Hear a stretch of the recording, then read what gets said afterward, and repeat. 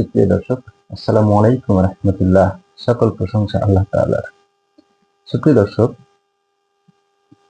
2025 সালটি কেমন যেতে পারে, রাজনৈতিকভাবে আমরা কেমন একটি বছর পার করতে পারি, কিছু প্রেডিক্ট করতেই পারি আমরা। তো চলুন, আমার ব্যক্তিগত প্রেডিকশন এগুলো, আপনাদের সাথে নাও মিলতে পারে, তবে আপনাদের মতামত আপনারা জানাতে পারেন। চ্যানেলটি সাবস্ক্রাইব করে আপনারা ভিডিওটি দেখবেন। তো চলুন শুরু করি। কি হতে পারে? ছাত্ররা যে নতুন রাজনৈতিক দলটি তৈরি করবে, এই দলটি তৈরি নাও হতে পারে। আপনার মনে হচ্ছে যে রাজনৈতিক দল যে ছাত্ররা তৈরি করবে, এই দলটি কেন তৈরি হবে না, তার আগে একটা ভিডিও আমি তৈরি করেছি, সেটি আপনারা দেখতে পারেন।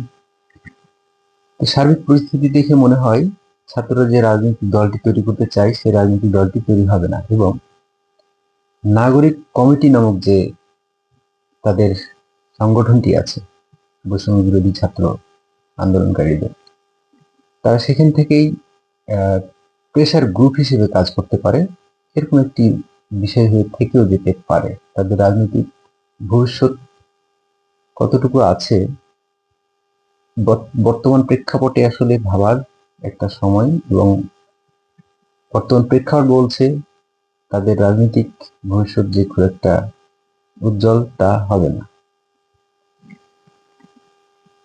যদি রাজনৈতিক দলটি তৈরি হয়ে যায়, তবে বিএনপির সাথে কনফ্রন্টেশন তৈরি হয়ে যাবে, খুবই মুখোমুখি অবস্থানে চলে যাবে সমন্বয়করা। যদি তৈরি হয়ে যায় যদি একটি রাজনৈতিক দল, ছাত্র বা সমন্বয়করা, তাহলে কি হবে? এখানে বিএনপির সাথে ছাত্র এবং সমন্বয়কদের যে নতুন রাজনৈতিক দলটি, সেটির সাথে সরাসরি মুখোমুখি অবস্থান, এরকম একটা ঘটনা ঘটবে। অনেক ক্ষেত্রে অনভিপ্রেত অনেক ঘটনা ঘটতে পারে।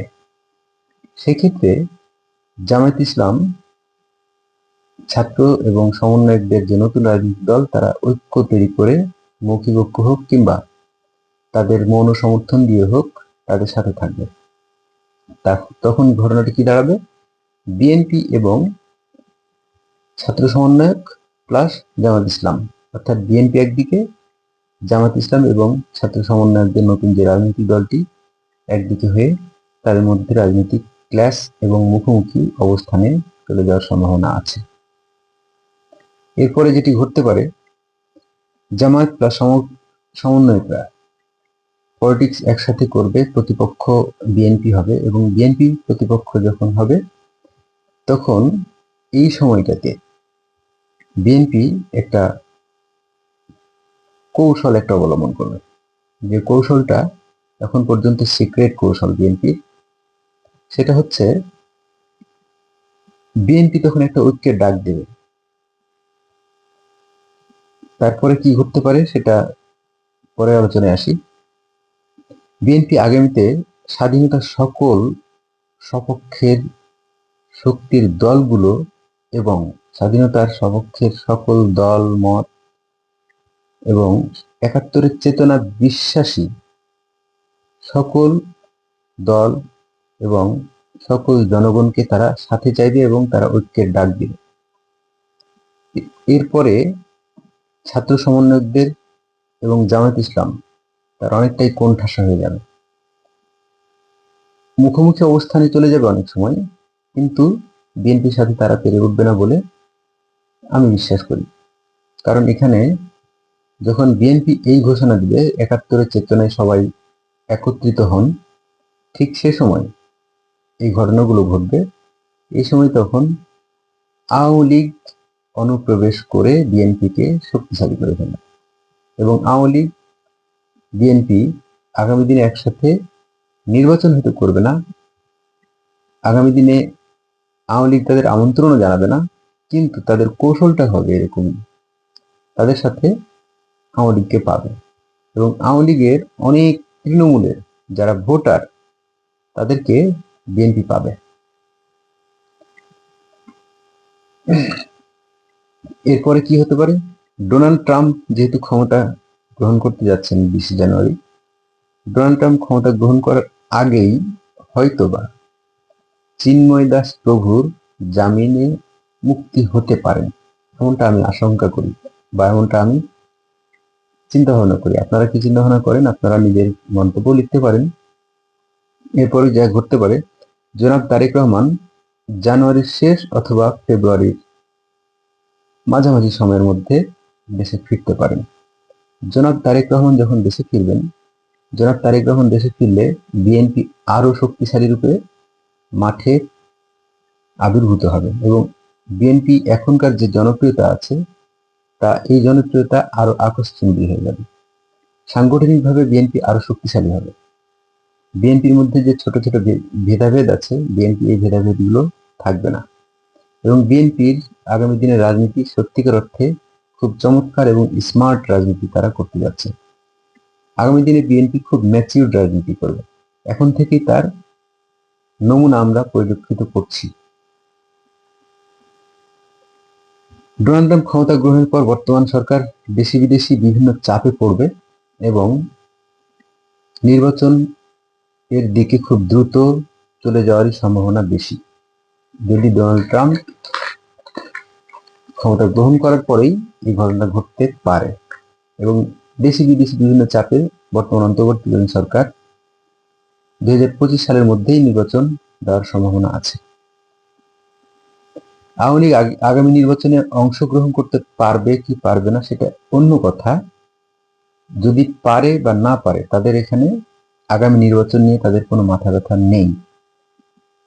আওয়ামী লীগের যে পরিকল্পনা থাকবে, আমার মনে হচ্ছে সেটা আগামী দিনে তারা দলটাকে গোছানোর জন্য তারা এগিয়ে যাবে এবং আওয়ামী লীগ যখন দলটা গুছিয়ে আসবে, এই সময় ছাত্র সমন্বয়কদের সাথে একটা মুখোমুখি একটা অবস্থানে চলে যাবে আওয়ামী লীগ। এটা দিনের দিন বাড়তে থাকবে এবং একটা সময় মনে হবে গৃহযুদ্ধের দিকে, মানে দেশ আশঙ্কায় করছি যে গৃহযুদ্ধের দিকে চলে যেতে পারে, এরকম আশঙ্কা করা যেতে পারে। কারণ আওয়ামী লীগকে যদি নিষিদ্ধ করে দেওয়া হয় কিংবা আওয়ামী লীগকে যদি রাজনীতি মাঠ থেকে অপ্রাসঙ্গিক করা হয়, তাহলে তারা আন্ডারগ্রাউন্ড হয়ে যাবে এবং আন্ডারগ্রাউন্ড হয়ে গেলে এটা আসলে গৃহযুদ্ধের দিকে যেতে পারে বলে আমি আশঙ্কা করি। এরপরে যে ইস্যুটি আছে সেটি হলো আগামী দিনে 2025 সালের নভেম্বর অথবা ডিসেম্বরের মধ্যে নির্বাচনটি হতে পারে। আওয়ামী লীগের দোষী নেতাদের খুব দ্রুত বিচারের যৌক্তিক রায় হবে এবং সেই রায়ে আওয়ামী লীগের নেতাদের সর্বোচ্চ শাস্তি হয়ে যেতে পারে বলে আমি মনে করি। সুপ্রিয় দর্শক, আপনারা কে কী মনে করছেন সে বিষয়ে আপনার নিজের মতামত আপনারা নিজে দিতেই পারেন। অবশ্যই আপনাদের মতামতের গুরুত্ব আছে। আপনারা আমার এই চ্যানেলটি নতুন, সাবস্ক্রাইব করে সাথে থাকবেন, আপনাদের কাছে এই রিকোয়েস্টটি আমি রাখছি। সুপ্রিয় দর্শক, আপনারা অন্য কোন বিষয়ে যদি ভিডিও আপনারা চান, আপনারা কোনো একটা ইস্যু নিয়ে আপনারা যদি ভিডিও দেখতে চান বা ভিডিও পেতে চান, তাহলে আপনারা নিচে কমেন্টস করতে পারেন। আপনার সকল কমেন্টস আমি পড়ি এবং আপনার সকল কমেন্টস এর সম্পূর্ণ রিপ্লাই অথবা আপনার কমেন্টসগুলোকে যথাযথভাবে গুরুত্ব দেওয়া হয়। তো সুপ্রিয় দর্শক, আজকে এই পর্যন্তই। ভালো থাকবেন, সুস্থ থাকবেন সে অপেক্ষায়। আল্লাহ হাফেজ। আসসালামু আলাইকুম রহমতুল্লাহ।